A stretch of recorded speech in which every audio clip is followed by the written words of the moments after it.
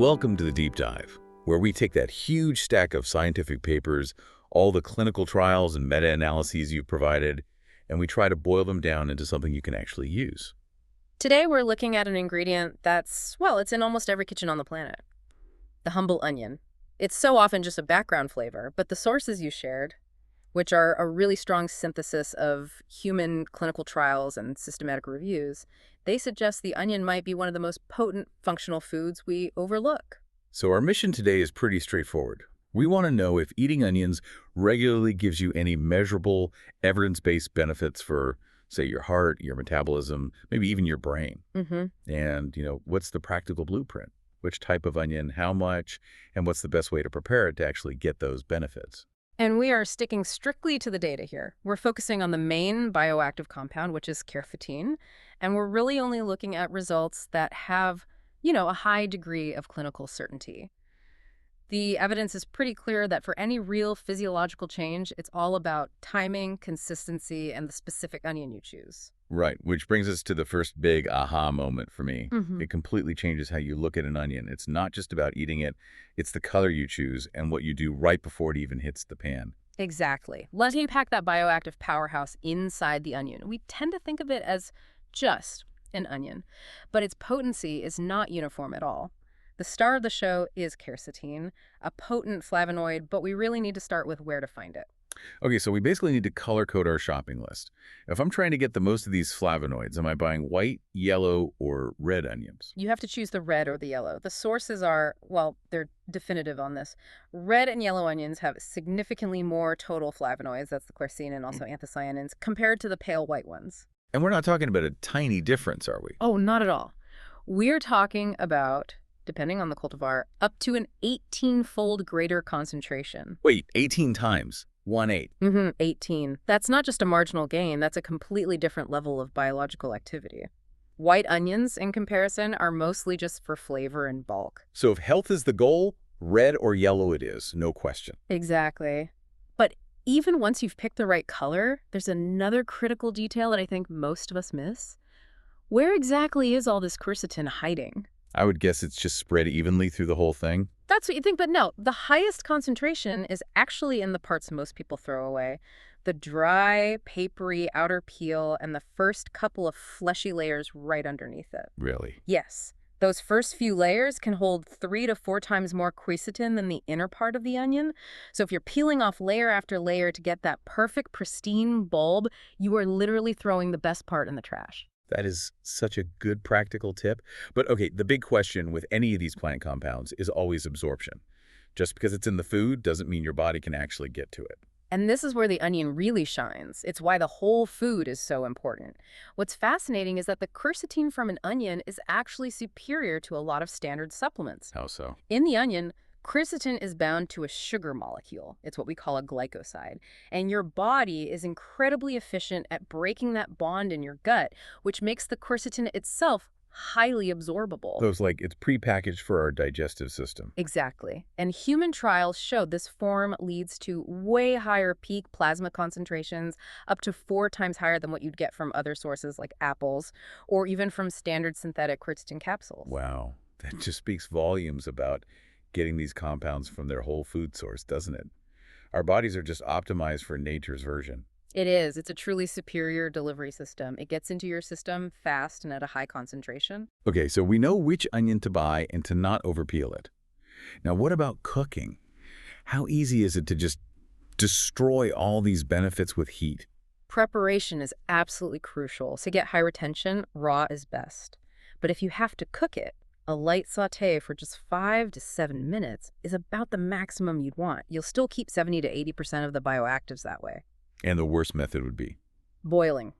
Definitely boiling. Just 15 minutes in boiling water, and you're leaching out 30 to 50% of that quercetin right into the water. Oh. So unless you're planning on drinking the broth, you've just cut your dose in half. Noted. Raw or a very light sauté. I also saw a really interesting point about the other compounds, the organosulfur ones, and a sort of 2-step prep process to maximize them. Oh, yes, the chop and wait rule. Chop and wait? When you chop or crush an onion, you're breaking cell walls and releasing an enzyme that creates those beneficial organosulfur compounds, the ones that make your eyes water. If you let the chopped onion sit for about 10 minutes before you cook it, you give that enzyme time to work and maximize the production of those compounds. If you throw it in a hot pan immediately, you just destroy the enzyme before it can do its job. So a 10-minute rest for more health benefits, a very small price to pay. And I imagine if you are sautéing using a healthy fat like olive oil, probably helps with absorption. It does, yes. Quercetin is lipophilic, so a good fat helps carry it into your system. Science and good cooking working together. Okay, so let's move into the core of the evidence now, where the benefits are strongest, which seems to be the cardiovascular and metabolic systems.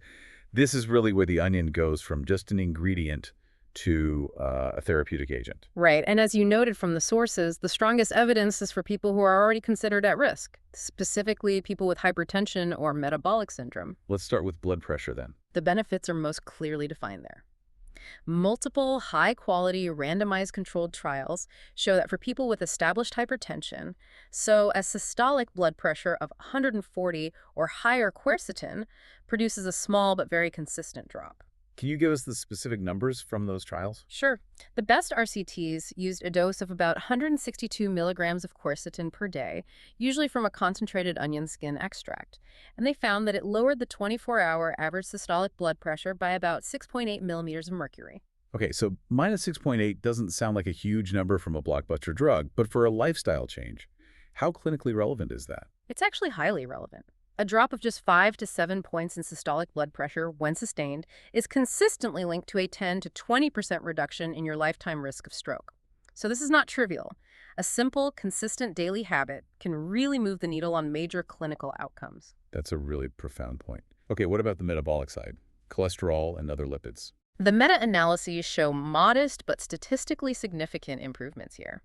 The pooled data points to reductions in total cholesterol of around 7.6 milligrams per deciliter and about a 4.7 reduction for LDL-C, the bad cholesterol. And any effect on the good cholesterol, HDL? Yes, a small but protective increase, about a 2.5 milligram per deciliter rise in HDL-C. So these are small numbers, but they all go in the right direction. It's the cumulative effect that matters. Precisely. It's another complementary, non-pharmaceutical layer of benefit, especially valuable for primary prevention. What about weight management? I saw some data on that too. We have moderate evidence there, yes, especially with concentrated onion peel extracts over a longer period. The results show modest reductions in body weight, around 0.74 kilograms, and small drops in BMI and body fat percentage. This definitely sounds like something that's dose and time dependent. You can't just have onions once and expect to see results, right? Absolutely not. This is a classic case of consistency being everything. To get these benefits for lipids and weight, you need high, consistent doses, usually over 150 milligrams of quercetin a day, with the best effects at 300 or more. And for how long? Critically, 12 weeks of daily intake is the absolute minimum to see measurable changes. The best results were consistently seen after 24 weeks. So it's a marathon, not a sprint. That really sets the expectation. Lastly for this section, what about blood sugar control? The evidence for big markers like fasting blood glucose is pretty low-grade and inconsistent. But there is one very practical finding. Consuming about 50 grams of raw onion, so about half a medium onion with a carb-heavy meal, has been shown to significantly blunt the blood sugar spike that follows. That's fascinating. So the raw onion is actually slowing down how quickly your body breaks down those carbs. That's the theory. It seems to be acting as a modulator for glucose release. It's a great example of using food strategically.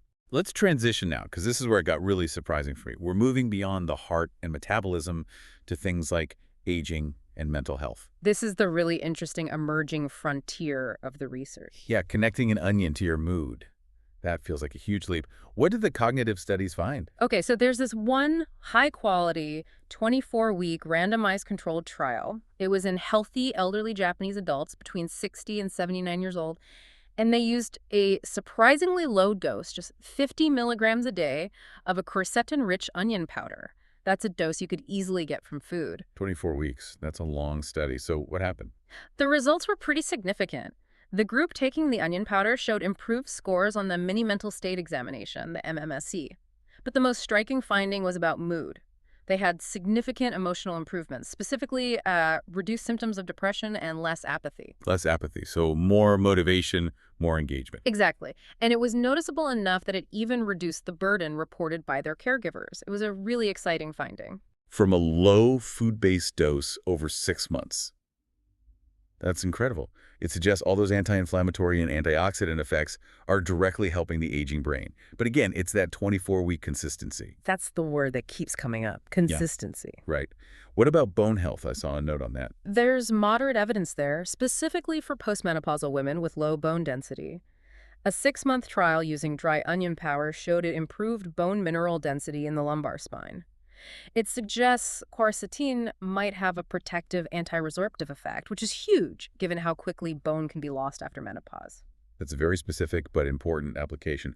And just briefly, what about some of the more niche uses? Well, there's good support for topical onion extract gels helping to improve the appearance of hypertrophic scars.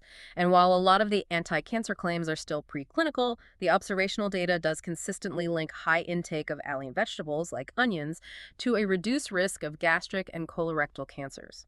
Okay, so let's bring this all back home for the listener. If someone wants to start applying this, what's the daily dose we're talking about? For general sort of cardiovascular and metabolic maintenance, the goal should be 50 to 100 grams of fresh, raw, or lightly cooked red or yellow onion a day. Which is about half to 1 medium onion. That feels very achievable. You could put that in a salad or a stir fry easily. Very achievable. But, and we have to be really clear about this, if you're seeking those specific therapeutic effects from the trials, the actual drops in blood pressure, cholesterol, body fat, you need a more concentrated approach. Right. You'd need that consistent high intake, over 150 to 300 milligrams of quercetin a day, which usually means using extracts or peel powders, and you have to do it for at least 12 to 24 weeks. And now for the absolutely mandatory safety warnings. This part is non-negotiable. In food amounts, onions are very safe. But at really high doses, say over 150 grams a day, some people might get GI discomfort or heartburn. That's because of the fructans. But there's one really critical drug interaction that people have to know about. Absolutely critical. Anyone taking warfarin or similar blood thinners must be extremely cautious with high-dose quercetin supplements or concentrated onion extracts. And why is that? What's the mechanism? The quercetin can basically supercharge the warfarin. It interferes with how it's metabolized and can make the blood much thinner, much faster. This can seriously increase a person's INR and their risk of bleeding. So you absolutely must talk to your doctor and monitor your INR if you're on those medications and even considering this. Without question, it's a serious interaction. Okay, one final practical hack. For listeners with IBS or fructan sensitivity who find onions painful to eat, is there a workaround? Yes, there's a really elegant solution, actually. It's the onion-infused oil technique. Onion-infused oil. The fructans that cause the bloating, they're water-soluble. But the flavor compounds in the quercetin, they're oil-soluble, so you can saute large chunks of onion in a healthy oil for a few minutes. The flavor and the good stuff infuse into the oil, then you just take out the onion solids and discard them. And you're left with a fragrant, healthy oil that has the benefits but not the trigger. That is a brilliant tip. It completely solves the FODMAP problem as long as you're careful to get all the solids out. So, to sum it all up for you, the power of the onion is in these key steps. Choose red or yellow, don't peel too much, chop and let it sit for 10 minutes, and then commit to being consistent for months, especially if you're looking for those cognitive or body composition benefits. Which leaves me with a final thought for you to chew on. Given that the heart benefits are clearest in people who already have hypertension, and the cognitive benefits are most obvious in the aging brain, what does that suggest? Could it be that a functional food like the onion can only really exert its full therapeutic power once the system is already under some kind of pressure from inflammation or stress or just the process of aging? It's an invitation to see your diet not just as fuel, but as a system of gentle interventions, ready to step in when your body needs them most. Thanks for joining us for this deep dive into the surprisingly powerful world of the humble onion. We hope it encourages you to explore the science behind the foods you love.